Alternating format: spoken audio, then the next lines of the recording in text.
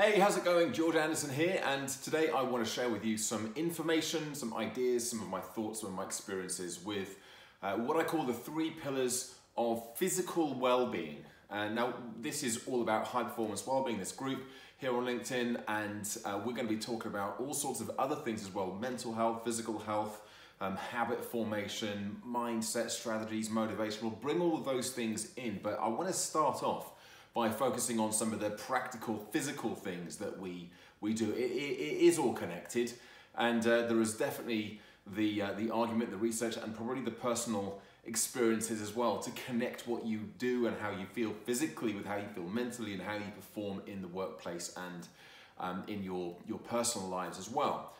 So this seems like a fairly solid place to start, and I've actually put just a few notes together. I've got a 1.5 pager here. If you want me to send you the PDF of this, then just leave a comment in the notes below and I will send it to your inbox through LinkedIn. But I want to go through these. And the 3 pillars it's fairly standard, fairly straightforward.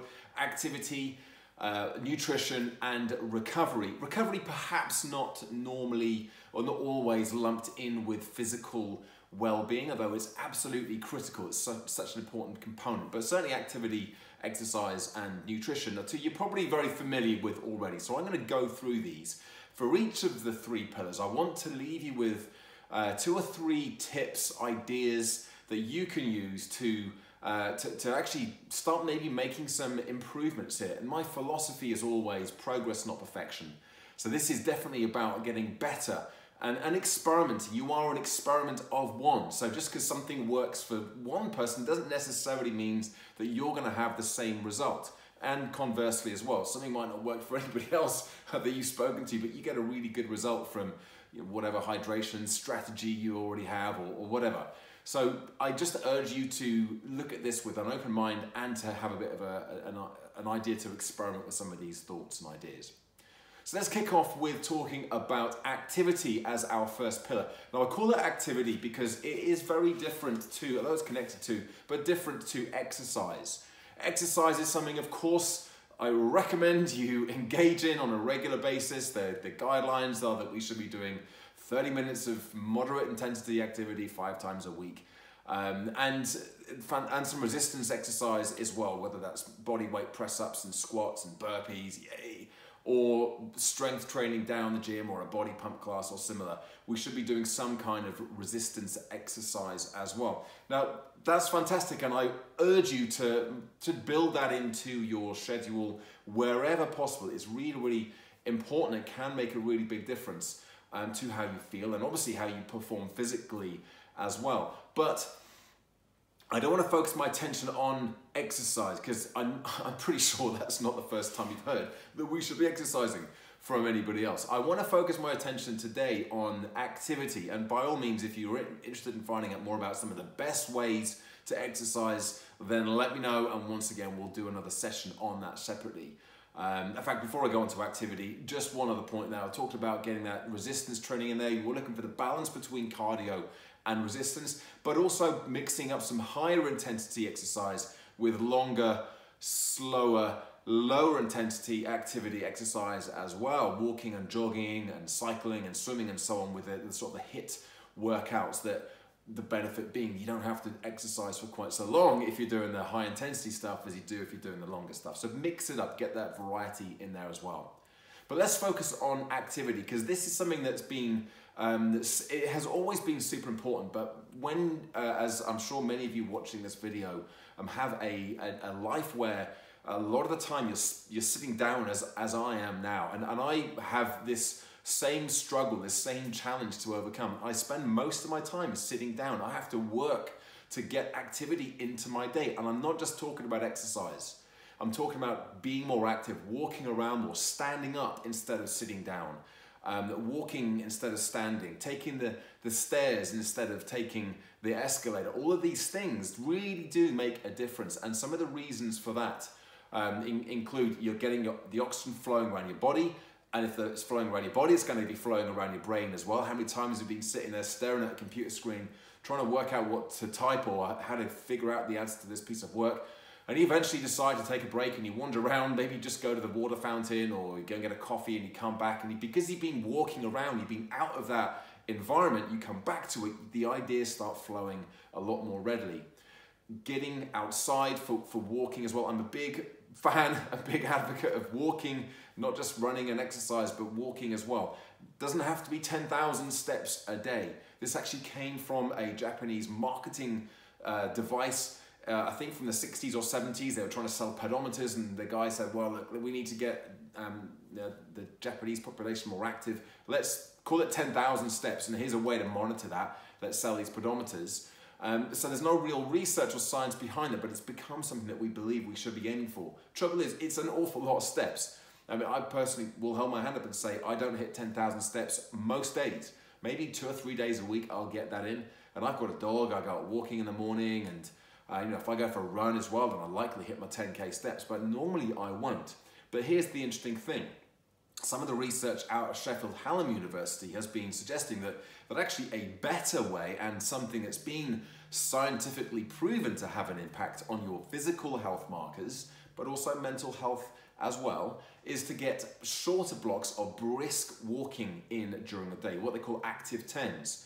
So if you get 10 minutes 3 times a day where you're walking at a brisk pace, not just sauntering. Sauntering's okay, but we want to be going briskly to get these benefits, and that is actually going to have an impact over a long period of time. So also, great thing is that's a lot easier to fit in 10 minutes than it is to try to do 10,000 steps. So if you commit to doing 10 minutes 3 times a day, and that might be all in one go, but it might be 10 minutes at the morning, 10 minutes at lunchtime, 10 minutes in the evening, then that's going to start making a difference in the long term. So 3 things. I'm going to give you 3 tips now. That was actually one of them there, to commit to 3 blocks of 10 minutes each day. If you do find yourself sitting down for long periods of time at your desk, then set an alarm that goes off every 30 to 60 minutes and reminds you just to stand up. So even if you're not walking around and moving about in those, when that alarm goes off, just stand up and then sit back down again. And some of the studies on astronauts through NASA have shown that actually, you know, the problems that they were having was that there was no gravity, obviously, or very, you know, almost no gravity up in space. And so it was having an impact on their muscles and the amount of oxygen that was flowing through their body. And some of the studies they did showed that actually just by standing up, not for the astronauts, but when they were back down on planet Earth, some of the, when we're sitting down for long periods of time, it's very similar in terms of what it's doing to our body to being in a near zero gravity environment. It just starts to the muscles start to degenerate or atrophy, and we start to kind of lose that physical state because we start going to push down. So just standing up is working against gravity, even momentarily, and then sitting back down again. Now, I recommend if you're going to do this, then you might as well use that opportunity to go and walk, even if it's just a few paces to the other side of the room and back again. Just stand up, have a bit of a stretch out, do some mobility work, and then sit down and get back on with your work again. So all those things are going to help with other things as well, like posture, low back pain, because you're spending more time standing up and sitting down again. So set that alarm to go off. If you find that you struggle to remember to do it, and this is my problem, I will forget. I'll just sit down and I'll just work. I'll do videos and I'll be on social media, which I call work as well. And I'll be writing and I'll be doing coaching calls, and I have to remember to stand up through the course of the day. If you're on the phone, this is a bonus tip here, if you're on the phone a lot during the day, then use those opportunities whenever you're on the phone to stand up and be on the phone. Because then you know that you start connecting the act of being on the phone with the act of standing up, and you spend more time standing up than you sitting down. So we're trying to get off the chairs, off the couch as much as possible. Okay, and the third one was to become, I mentioned it earlier, it's the piece of advice that's used all the time, or you should take the stairs instead of the escalator. Park or the furthest side of the car park and then walk to the shops. Get off the bus 1 stop earlier and then walk the rest of the way. And you know, they're just kind of examples, but become one of those people who actually does that. You know, I am one of those people who will run up the stairs instead of going up the escalator. And I'm quite competitive, so I like to watch. I have a marker, someone who's on the escalator, maybe someone who's walking up the escalator, and I'll be running up the stairs next to them. and trying to beat them to the top. And they don't know, maybe they do know that I'm competing against them, but it kind of gets me going. And the biggest challenge for me anyway, I do this at Marylebone Station all the time, it's quite a lot of steps coming up from the underground to the station level. The biggest challenge is getting to the top and making it look like it was no effort whatsoever. And I'm normally okay till I get through the gate and the barriers and have to go around the corner. I'm like, when no one can see me. And of course nobody really cares. Nobody's really seen me anyway. But it's just something that makes me, keeps me going. Anyway, can't believe I just said that. So if you see me at Marylebone Station and I've got my hands on my knees and I'm huffing and puffing, you know what I just did. But just become one of those people. You don't have to run up the stairs, but just be the person who takes the stairs. And it just becomes a person, this is the person who you are. It doesn't take up any extra time for you to do this. You're going up anyway. You're walking anyway up the stairs or the escalator. For goodness sake, don't stand in the escalator and just stand there. Walk. Just because it will get you there eventually doesn't mean that that's how you should operate. Use every opportunity you can to be more active during your normal day. So there's activity. There's loads obviously more we could speak about with that, but I want to move on to nutrition next, which is an even bigger topic and probably the most controversial of all topics in the world of wellbeing. Certainly throughout my decade and a half, almost 2 decades, since I became a personal trainer way back at the beginning of the millennium, it's been the thing that you could get one piece of research to say this is the way we should be eating, and you'll find 10 pieces of research to contradict that and say that's not right, that's not what we should be doing. This is the way to do it. So I'm not here to tell you what you should be doing, but I am going to share some ideas with you that hopefully will start to shift you into the direction of improving your nutrition, because it is the biggest area for challenge for most people is what I find. And one of the major reasons for that is that unlike exercise, where you decide maybe once or twice a day or with activity a few times a day, you decide what you're going to do. Am I going to stand up or sit down? Yes or no. Am I going to go to the gym? Yes or no. Am I going to go for a run? Yes or no. With nutrition, you're going to eat something. You're going to drink something. The question isn't, are you going to do it? The question is, what are you going to do? And this is where it becomes more of a challenge, and why a lot of people who have seemingly massive discipline and willpower with exercise and activity have no willpower when it comes to nutrition, because you're already making choices regardless, unless you're fasting, for example, where you're not eating anything for a day or more. But if you're eating, then you've got to decide, am I going to have the biscuit or am I going to have the apple?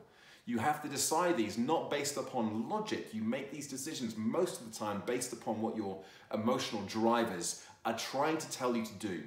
And sugar and high-fat foods, high-salt foods, sugars, foods that we crave, that we have a tendency towards craving, and other drinks like alcohol, caffeinated beverage, and so on, they give us a sense of certainty. So it's not just about the calorific content that they have. It makes us feel good. It gives us that dopamine response just thinking about them. We get this craving, we get this addiction, and it makes us feel good. It makes us feel safe. It makes us feel certain. It makes us feel, sod you, the rest of the world. I'm in control of what I eat. And when you're under a lot of pressure in the workplace, especially later on in the afternoon where decision fatigue is up and willpower battery is down, that's where you're most likely to start making poor nutritional decisions. Check it out yourself. Do you wake up in the morning feeling motivated? Today I'm going to stick to the diet, so I'm going to eat really well. Yet in the afternoon and the evening you start making poor decisions because we've had this whole day of decision fatigue. And I'll come back to that shortly when I talk about recovery, in particular sleep. So what can we do about this? Well, first of all, I recommend that you start making this connection between what you're eating and drinking and how you feel and how you perform. How do you feel after having a big, stodgy, sandwichy, starchy lunch in the afternoon? An hour or two after you've eaten some kind of food, what do you feel like compared with if you'd had a nutritious salad or a veggies or something that wasn't quite so high in carbs or high in fats or high in sugars or whatever it was that you'd eaten? Just noticing what you notice about how you feel and how you perform, your concentration, your creativity, your productivity, your ability to stay on task in the period after having had something like that to eat. Make those connections, even if it means tracking it, logging it, keeping a little journal of how you feel. We used to call it a food and mood diary. And now you can track this on something like MyFitnessPal. You put in what you ate, and then just separately track how you're feeling over the course of the day. Change begins with awareness. The more you understand and believe how you operate, the easier it is for you to start making some of these changes. What we eat isn't only related to how much weight we gain or lose. This is normally how we operate. We think, well, I want to lose weight, or I want to put on weight, and therefore I need to eat these foods. If I eat too many biscuits, then I'm not going to lose weight. If I eat more fruit and veg, then I'm probably going to be healthier, I'm going to lose weight. And these are things that will happen later on down the line, like weeks or months even down the line, when the scales start to shift and we start getting into smaller clothes and we start feeling better and so on. So we have to wait for that to happen. But actually start making the connection between what you're doing and how you feel almost immediately, not quite in the moment, but afterwards, in the next 2 or 3 hours, because that's where your performance is going to be influenced by the decisions that you're making with your nutrition. Okay, what else can we go? So track habits, things that you're doing on a regular basis. This isn't to say you should never have sugar, you should never have alcohol, you should never have caffeine. It's not to say that, but it's to track what you're doing habitually. Because if you're doing these things, if you're having a sugary breakfast every morning, that's a habit. If you're having takeaway 3-4 times a week, that's a habit. If you're grabbing on the go sandwiches and just ready-made food that isn't so awesome for you for lunch, then that's a habit. So track what you're doing habitually. Don't worry about the every now and then things, the occasional biscuit that you eat. That's less of an issue. If it's happening regularly, then it's something that you can start trying to incrementally improve. It doesn't have to be perfect. Nutrition doesn't have to be perfect for it to be effective. You can start making improvements, and you will start to notice these changes in how you feel and how you perform very, very rapidly. There we go. Oh, hydration as well. I've got here something else I put in there, keeping a bottle of water with you all the time. So I have a pint glass, nice and big, so I only have to fill it up a few times there. I probably drink about 7 or 8 liters of water a day, but I've always done that. Don't recommend necessarily you go for 7 or 8 liters a day, but the only reason I do that is because I have a big glass with me when I'm in the house. I'll take a big bottle with me when I'm out. If I'm in a coffee shop, I'll order a coffee and a couple of glasses of water, because they normally come in small sizes, so I get a couple of glasses of water if I'm in a coffee shop as well. And I will just make sure that I'm drinking water regularly. So I created my environment to make it easy for me to do that. Because at the weekend, when I'm maybe not at the house, I'm not, I maybe have 1 bottle of water with me and no easy way to fill it up again, then I find myself drinking less at the weekends than I do during the week because I have less structure. So create your environment to make it easier for you to hydrate better. It's such a simple thing to do. Glass of water in the morning, glass of water with every meal, glass of water every time you order a coffee or a hot drink. Just get these shots of water into your system as regularly as you can. Cheers. Okay, oh, and planning as well, the last one on nutrition. Just get better at planning and preparing. So if you know you're on a long road trip, you've got to go and you've got client meetings, or you're away from your normal environment, but you're going to be in the car for a few hours, then plan in advance. If you know that you're likely to stop off for service stations, fill up with petrol, grab a bag of licorice, all sorts, my personal favorite, or other sweets, or like donuts or sandwiches or something just to snack on as you go, then know that in advance. Fill up the day before so you haven't got to stop on the way. Get bags of nuts or fruit or carrot sticks or anything else that you can easily grab and eat as you're driving along, safely of course. And that way you're, again, creating an environment that's going to make it easier. It comes back to planning and preparation for meals and also for snacks. Doesn't have to be perfect. Again, if you can start making some improvements with this, it's going to make things easier for you to stick with whatever standards you have set for yourself. Let's go finally into recovery. We've talked activity, we've talked nutrition. Now let's go on to recovery, which is this third pillar of physical well-being. It's kind of the opposite of the physical stuff, the fitness, the activity levels and the exercise. But also it's the opposite of the mental stresses that we come up against during the course of the day. We're trying to recover physically as well as mentally, and sleep is going to be the kind of front and center, the major piece of our recovery strategy. In fact, the formula for resilience is stress, physical and mental stress, plus recovery. We need to have the recovery. It's not to say we need to reduce our stress levels. Realistically, is that actually going to happen in your life? I don't think so. If anything, the stress levels are going to go up. we need to increase our ability to recover better, faster, in line with these elevated stress levels. So, or stress from the environment. So recovery and resilience is just your bounce back ability. I'm sure you've come across the term before, but just for my own purposes, the definition of resilience for me anyway is your ability to get yourself back on track, back to your best self after a period of stress. So your resilience is your bounce back ability. I always think of the mental stress that we're under is a bit like going to the gym physically. You go to the gym, you lift weights, that's the physical resistance that you're pushing against. And when you sleep later on that day, that's where your muscles get stronger.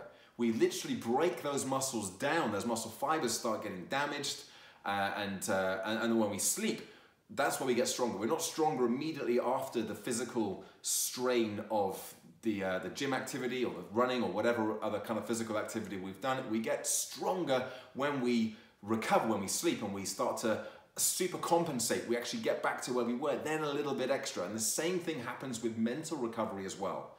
We need to have that sleep time and other types of mental recovery as well, which I'll come on to in just a moment. And that's where we actually become a little bit more resilient than we were previously, but we need the stress in the first place to push against that allows us to become stronger and better versions of ourselves. So sleep is absolutely critical. And again, you may have noticed, I mentioned earlier with regards to nutrition, making poor nutritional choices in the afternoon and evening. That actually, if you've had a really bad night's sleep, you were up late the night before, working or partying or whatever, then how you feel the next day, how much willpower and discipline you have the next day, how much motivation you have the next day, is going to be influenced by that. And I've not found anybody where that's not the case. You may still be able to perform, but actually how you're performing in here may well be very different. So physical recovery is we're kind of lumping in the physical and the mental recovery as well.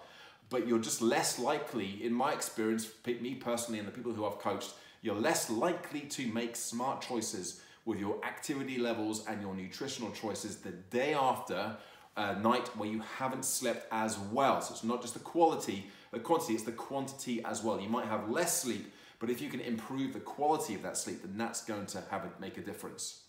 So how can we do that? What sort of things can we do to improve our recovery? Well, the first is to create your own perfect evening power down routine. So you may have heard of morning routines before, and I'm sure most of you will have some kind of morning routine, whether that's just getting up in the morning and rushing around like a mad thing, getting everybody ready to leave the house, and then you're dashing out the house as well to catch the early train. That might be your routine, but it's still a routine. You probably also have some kind of evening routine as well. And that will be having an influence on how well you sleep, the quality of the sleep that you have. For example, if you are sitting on the couch watching TV till say 10:30 at night, and then you decide, right, now it's time, now I'm tired, I need to go to sleep now. Then you get up, you start, this is what I tend to do. I'll think, right, now I need to do the dishwashers. That's one of my jobs. I stack the dishwasher, get the dog food out for the next day. So I do that. Then I might finish off sorting a few bits out on the side and I do this and that. And by the time I know it's 11 o'clock. And it's like, I was tired half an hour ago. Now I'm not tired. I'm wired because I've just got back into doing routine chores. And as if anything like that has happened to you before, it seems really obvious what we need to do to switch this around. You just do all that stuff first. Then you sit down on the couch. You're going to do it anyway. Do it first, then sit on the couch. I like to do my teeth and do my face, and all I have to do then when I get up from the couch, well, there we are, I'm getting tired now as I go, give the kids a final kiss goodnight, tuck them in, go to the loo, and get into bed. And I haven't woken up significantly in that time. So think about your evening power down routine. Other things you can also consider here is your screen curfew. Now, how many of us sit there scrolling through Instagram or Facebook or LinkedIn and maybe double screen, the TVs are on in the background. I'm tired now, I'm going to go to bed, and we continue going through Instagram, maybe quick check the emails again, or just read something on the news website. And our brains are being wired through this process. We're chucking all this information into our brains at a time of day when we should be powering down. So set yourself a screen curfew at least 30 minutes before you want to be turning out the lights, but ideally up to an hour before you go. And if you find that really hard to do that, and there's no real reason why you need to be checking emails or checking social media, If you find that you're really kind of, again, not quite anxious, but you're really compelled to check, then that's a good sign that there's an element of addiction going on there, which is totally not your fault, because that's how these smartphones and websites and everything else are set up to create this addictive tendency. So it's up to us to take control, take that back, because it will be affecting how you sleep. Maybe it doesn't change how quickly you get to sleep. Maybe you're sitting there thinking, well, I do all that and I just drop off like a stone. But actually, the quality of your sleep and the way your brain waves are working overnight is going to be affecting how well you recover physically and mentally as well. So think about having that power down routine to include some kind of screen curfew as well. I'm a big one for coffee. I don't drink alcohol. I stopped about five and a half years ago, but certainly I sort of shifted my focus from alcohol to caffeine. I like a really good cup of coffee. If I have more than a couple of cups, and certainly if I have anything after midday, then it is a disaster for my sleep. So I know that it affects me, not just, again, I get to sleep pretty quick, regardless of the situation or how much coffee I've drunk, but I will wake up in the night, find it hard to get back to sleep again. Also, it affects anxiety levels and all that. So I've got to kind of be quite careful with that. But again, tracking, connecting what you're doing to how you're feeling and how you're performing. I've made that connection. Doesn't mean I always do it, but it does mean that when I feel it, I know where it's come from. I don't have to think, oh my goodness, this is terrible, like I'm really anxious and everything's a struggle, because I know where it's come from. So I just rein that back in again, get a good night's sleep, and then things seem a lot better the next day. Nearly always works. Finally, with recovery, it's not just about sleep. We can insert periods of recovery throughout the course of the day. You don't have to be always on. Think about managing your energy levels, inserting 2-minute meditations through the day, just time where you sit back and you just breathe. Just allow yourself to breathe. When you get stressed, you'll be holding a lot of tension around the belly, around the diaphragm. You're going into the sympathetic nervous system, which is where you're in fight and flight response. Great for short periods of time. Not great if you're holding that period, for long periods of time. So just allowing yourself these short moments where you just breathe for a few moments, so maybe a couple of minutes of box breathing, where you're breathing in for 2, hold for 2, out for 2, hold for 2, and do that for a couple of minutes. Then that can just reset yourself, bring you back into the parasympathetic nervous system, which is more rest and digest, and more focus. We're shifting the brain systems as well, so we're coming away from that emotional response, reactive brain, to more of a human-centered, kind of controlled, creative, productive, goal-oriented part of the brain. It's a gross oversimplification, but essentially that's what's happening when we're holding a lot of tension in our bodies. It's going to be affecting the way our minds are working as well. So inserting 2-minute meditations, if you can do that for longer, 10, 15, 20 minutes, then fantastic. But this is about simplicity and ease of implementation as well as anything else. There's always going to be more that you could do. There is always going to be better ways. You could do meditation for longer, you could get to bed earlier, you could eat a better diet, you could exercise more, be more active. There'll always be things that you could do, but then we start to shift the balance, and actually it starts having more of a negative impact on how the other functions you have to perform during the course of the day, like your work, for example, or you might well really benefit from going to the gym 5 days a week, but if that means you never get to see your kids before they go to bed, then that's probably not going to be great for the commitments you have and the importance of family in your life. So things have to be balanced off here. So once again, thanks for listening to this today. If you do want a copy of this, it's just literally the notes from what I've talked about there, but it might be useful as a reference, as a PDF download. Just leave a comment below and I will send that over to your inbox, and let me know as well what you think of this video, if it's been helpful and if it's triggered some more ideas for other things you think you would find useful to gain from this group. Bye for now.